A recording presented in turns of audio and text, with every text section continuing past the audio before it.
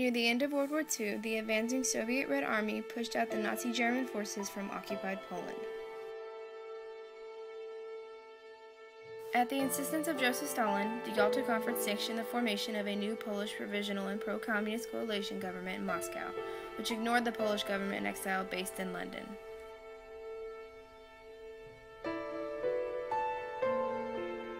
The Potsdam Agreement of 1945 ratified the westerly shift of Polish borders and approved its new territory between the Oder-Neisse and Curzon lines.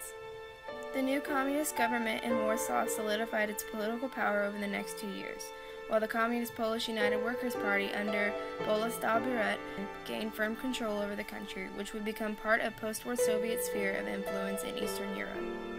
After Stalin's death in 1953, a political thaw in Eastern Europe caused a more liberal faction of Polish communists like Władysław Gomułki to gain power.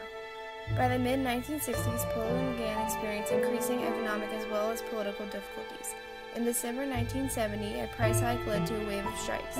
The government introduced a new economic program based on large-scale borrowing from the West, which resulted in an immediate rise in living standards and expectations, but the program faltered because of the 1973 oil crisis.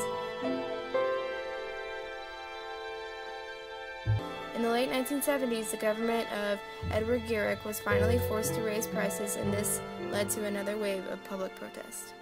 This vicious cycle was finally interrupted by the 1978 election of Karol Wojtyła as Pope John Paul II, strengthening the opposition against communism. In early August 1980, the wave of strikes led to the founding of an independent trade union, Solidarity, by electrician Lech Walesa.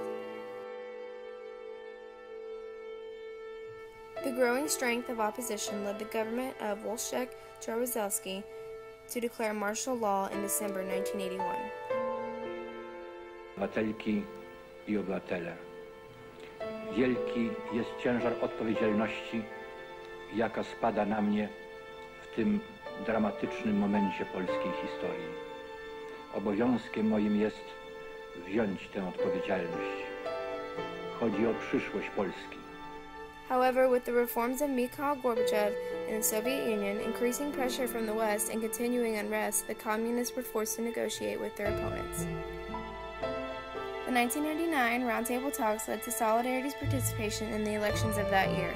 Its candidates' striking victory sparked off a succession of peaceful transitions from communism rule in Central and Eastern Europe.